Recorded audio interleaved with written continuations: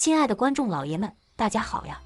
今天继续为大家讲述最新的日本犯罪悬疑爱情剧《最爱》第5章。上一章讲到，后藤和局记者的合作出了问题，两人开始互相算计对方。宫崎相信黎央不是案件的真正凶手，黎央感动之余，也下定决心，在走到终点之前，不会向任何人示弱。宫崎发现了运动男孩的真实身份，小优也主动约黎央出来见面，他们一起知道了杀死老渡边的凶手是谁。正片开始，小优心里的姐姐还是她小时候的那个形象，也许现在看起来和那时已经判若两人，但小优会一直记着那样的姐姐。黎央让小优不要把事情说出去。半小时后在酒店见面，黎央叫上加赖，在酒店负责甩开跟踪的警方人员。黎央问小优这几年都去哪了，小优开始回忆当年跟着黎央离开家乡时，心里满怀希望，他俩在东京也能相依为命，但他毕竟不是真田家的人，彼时年纪也小，根本不知道真田家的人是如何看待自己的。他感觉生活非常不自在，和周围的人或事物都格格不入。没过多久，他就产生了想回到过去的想法。于是他利用电脑技术，把手机上以前删掉的视频和照片都找了回来，但同时他也找回了被爸爸和姐姐埋藏的记忆。他想起了小时候的那些事情，他不能当作这些事情都没有发生过，还继续和姐姐生活在一起，所以他不想让姐姐在真田家为难。与此同时，警局内宫崎调查了小优租住公寓时使用的身份信息，结果是个假证，但他特意隐瞒了他已经发现视频中的人就是小优的事实。可是没过一会儿，出于职业本能和道德，他还是把小优的事情讲了出来，同事们都惊呆了，原来世上真有这么巧合的事情。回到小优这边，他表示前几年黎央妈妈和加赖都非常照顾他，他住在学校宿舍，不愁吃不愁穿。但后来他发觉人活着必须能够自立，所以他努力学习信息处理技术，想着以后靠这个谋生。有一天他在网上看见了姐姐出任真田集团社长的消息，他心里清楚姐姐身边都是看不惯他的人，所以他专门调查了真田集团里最能搞事情的人是谁，然后故意接近他，想在暗中帮助姐姐。不过现在已经没办法了，警方应该很快就能找到他。黎央没有想到小优竟然在幕后为他做了那么多的事情，身为姐姐的他觉得非常自责。小优没有觉得难过，他知道姐姐一直在研制什么药物，那就是姐姐心里一直有她的证明。黎央希望小优能接受临床试验，因为已经试验过的对象，他们的记忆障碍症状都出现了好转。但小优表示不想找回记忆，因为他真的杀了人，他不想去回忆那些恐怖的事情。黎央却不愿意相信这些事实，他让小优也不要想着这些，既然没有记忆，那就当没做过好了。警方那边调出了小优的资料，让宫崎确认是不是同一个人。宫崎还是有点犹豫，他表示自己手里没有证据，不能确定。组长都无奈了，表示既然不行的话，那么换人吧，换个其他人去查。另一边，黎央跟加赖说了句悄悄话，让他非常吃惊。之后宫崎从公园视频中确认，还有2人在事发之前见过老渡边，而且都是他的老同学。宫崎分别去找了他们，他们都表示老渡边是在警方找到小渡边遗骸之后才找上的他们。老渡边非常执着，他们非常害怕老渡边会把他们吸毒的事情抖露出去。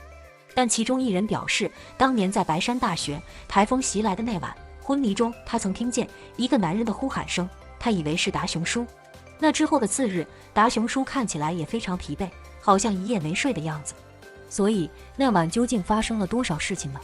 另一边，黎央和加赖在家里见面，他给加赖看了小优的那段视频，表示小优想去自首，让加赖给出个主意。加赖问他想怎么办，黎央表示小优想先回家乡看看，正好他也很多年没回去过了，姐弟俩想一起回去溜达一天。加赖提醒他路上可能会遇到警察，黎央表示知道该如何应付。随后黎央和加赖一起出门，宫崎和桑田2人组早已守候在黎央家楼下，见2人上了车，他们就开始跟踪。加赖还是老练，在一个路口让黎央下了车，换乘地铁。同时报纸上又出现一篇攻击真田集团的文章，加赖从黎央妈妈那得知，这个局记者之前和真田集团的关系很好，现在不知道犯了什么病，开始搞事情了。加赖1秒钟就怀疑上后藤，直接跑去他的办公室质问他到底隐瞒了什么信息。后藤却告诉了加赖一些令他吃惊的信息。他表示老渡边遇害前4天曾在公司门口拦车，但当时车上坐的是他。老渡边给他讲了一些和黎央有关的事情，还给了他一些资料。说着，他把资料拿给加赖，还说局记者也在调查此事，不妨先去看看这些资料的真伪吧。加赖这才知道黎央还瞒了他这些事。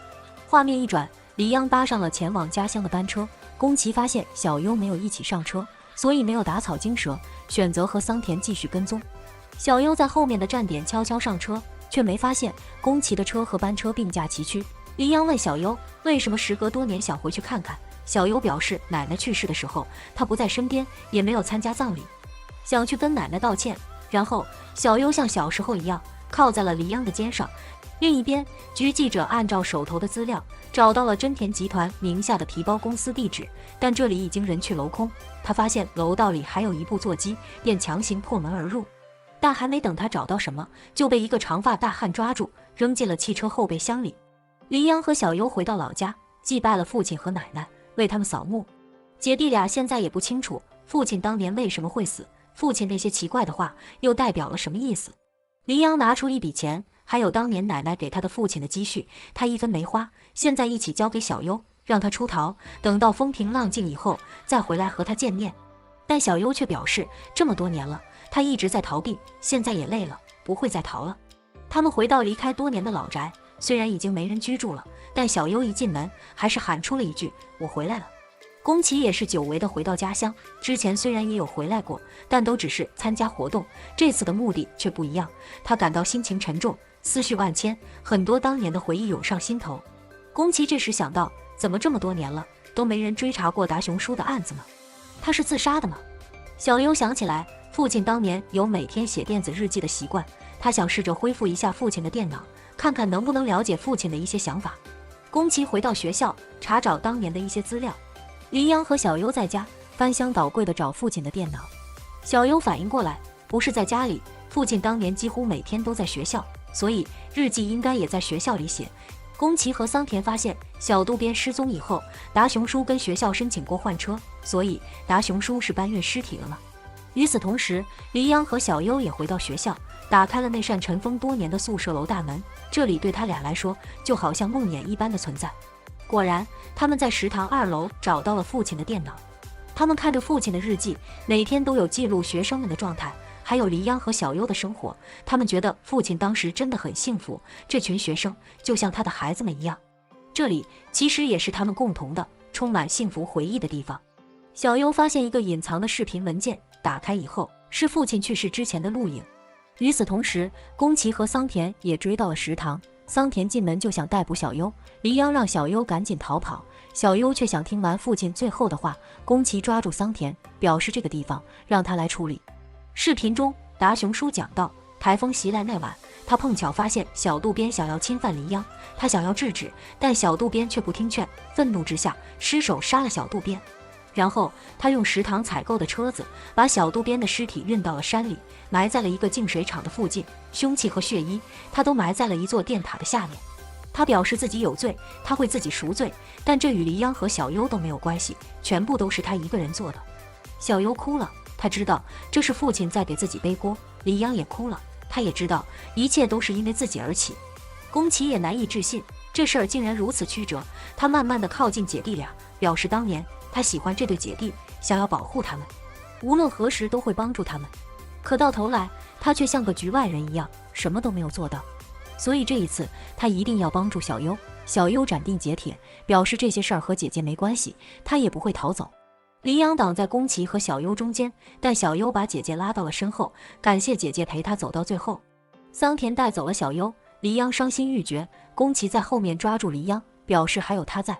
另外，桑田一副吃醋的表情，向组长报告了宫崎和黎央的关系。局记者被绑架到海边，在这等他的人正是后藤。黎央给加赖发了短信，向他求救。这复杂的关系网里还有什么不为人知的秘密呢？本章故事就到此为止了。喜欢节目的观众老爷们，请点赞和关注吧，可以提前看到更新哦。